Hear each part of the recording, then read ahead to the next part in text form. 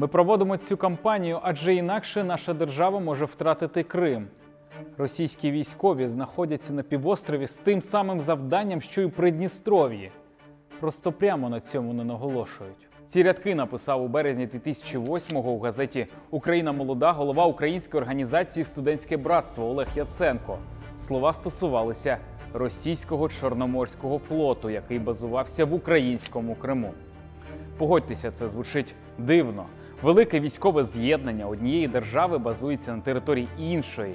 І це не одна якась військова частина чи причал, це не один вузол зв'язку чи аеродром, це сотні військових об'єктів, розкиданих по всьому півострову.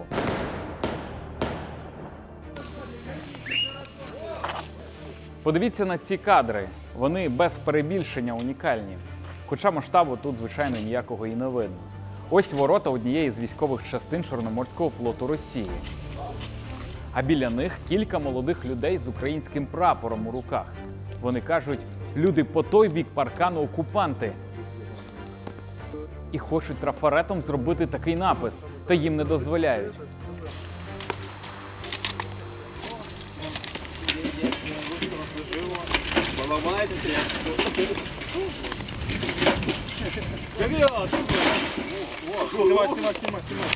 Потому вони захочуть розбити наметовий табір біля воріт військової частини, який потім розженуть важкою технікою.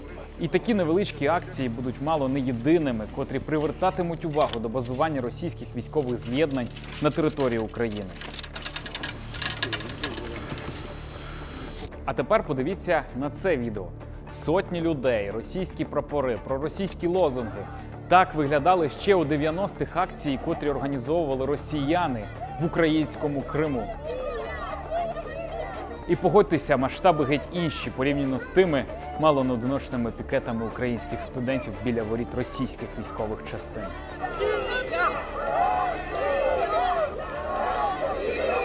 До того, як російський Чорноморський флот став базуватися в Україні, ми ще повернемося. А тепер давайте про те, з чого ж насправді все почалося. Отже, переносимося у 91-й рік. Радянський Союз розпався і лишив по собі десятки різних військових з'єднань по величезній території. І одним із таких був Чорноморський флот. Тоді до нього входять біля 100 тисяч людей особового складу, 850 суден різних класів і понад 400 літаків. І все це підвішене у повітрі. Якій країні воно тепер належить, невідомо. У грудні 91-го представники України, Росії та Білорусі підписують угоду про створення СНД. Окремо сторони торкаються і питання військ.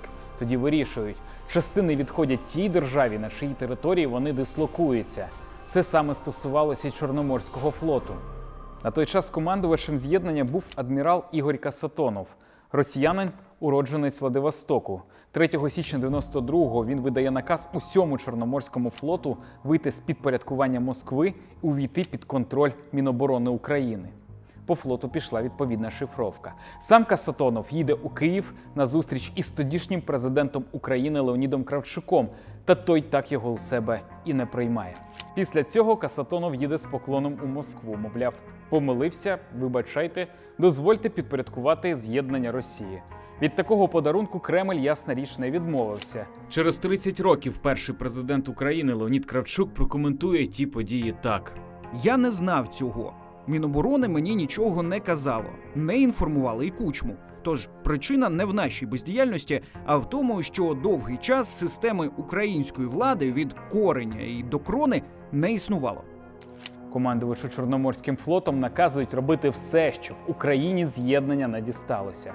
Касатонов розсилає по флоту нову телеграму. Усім підлеглим приймати присягу тепер вже на вірність СНД. Черноморский флот после каких-то неясностей, которые были внесены 30 декабря прошлого года, подчиняется командующему военно-морским флотом СНГ адмиралу флота Чернавину и главнокомандующему Объединенными вооруженными силами маршалу авиации Шапошникову. Та деякі офіцери іншої думки. Вони вирішують приймати присягу на вірність українському народу. Один із таких підрозділів – 17-та бригада охорони водного району, що у містечку Новоозерне на озері Донезлав. Тоді нею командував Юрій Шалит, і він став одним із перших, кого піддали репресіям. Я был арестован в буквальном смысле и содержался на корабле, в каюте. Меня, как говорится, охранял часовой.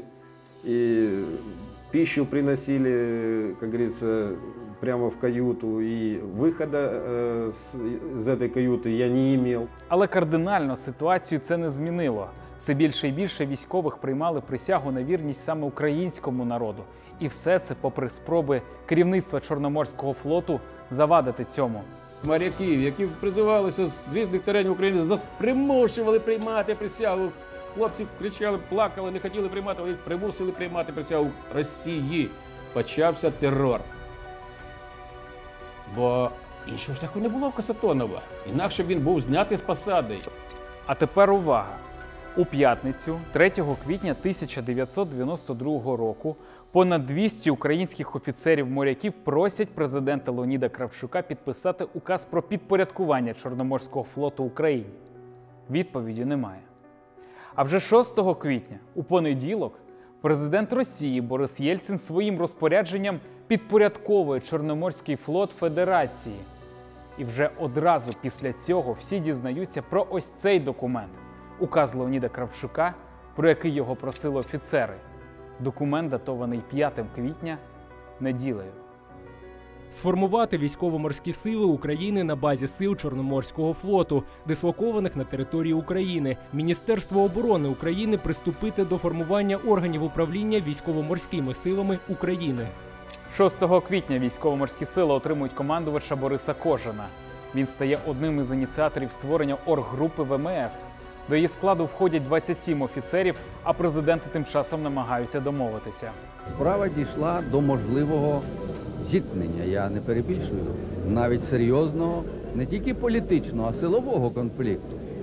І тому по телефону з Борисом Миколайовичем ми домовились, що я відміняю свій указ, а він відміняє свій указ. І сідаємо за стіл переговорів. 23 червня 1992 року Кравчук і Єльцин підписують угоду, де, зокрема, йдеться і про Чорноморський флот.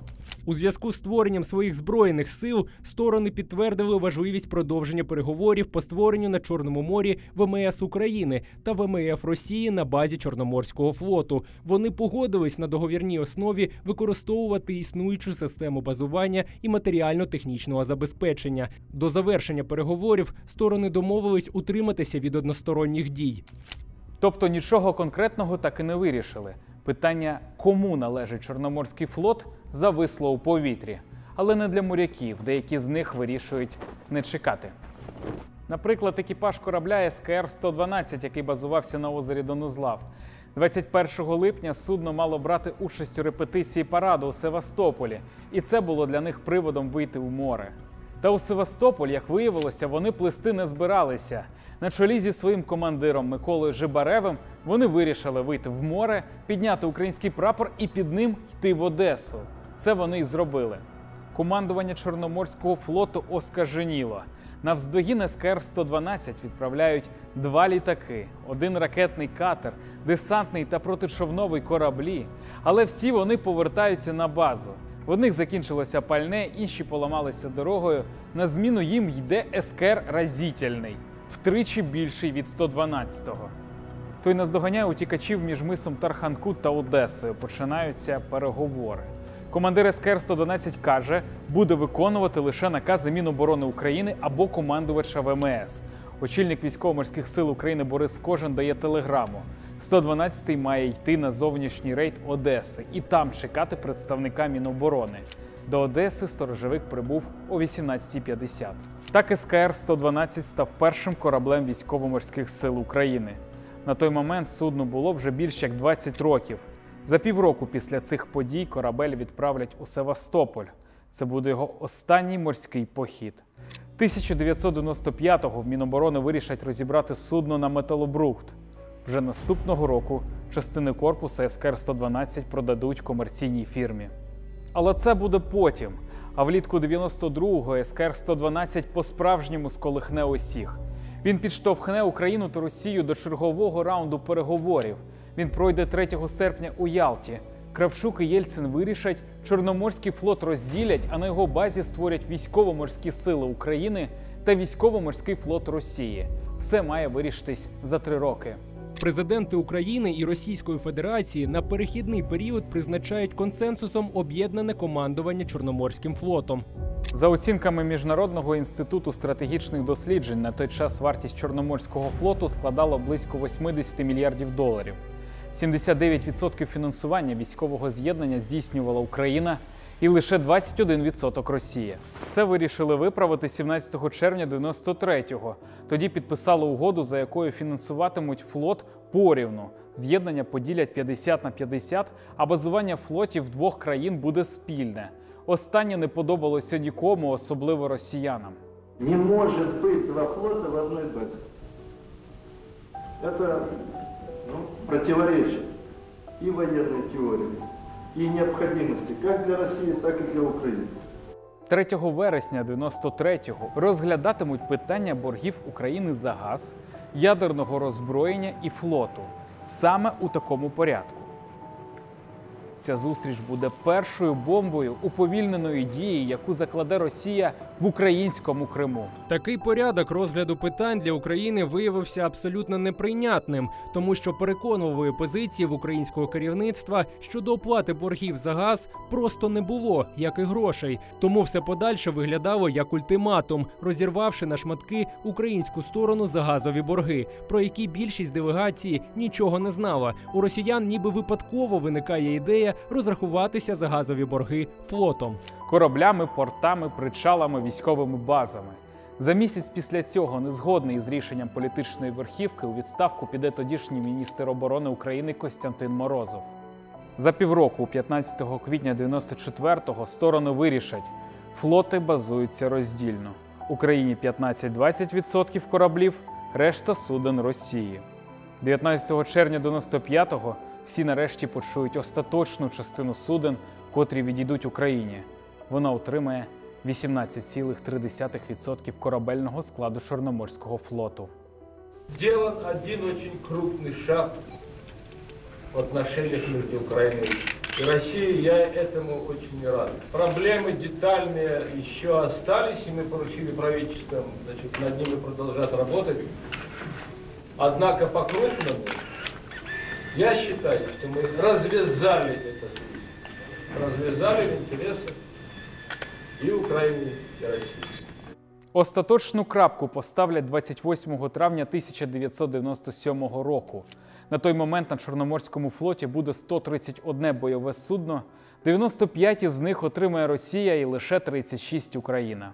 Того ж дня підпишуть ще одну угоду.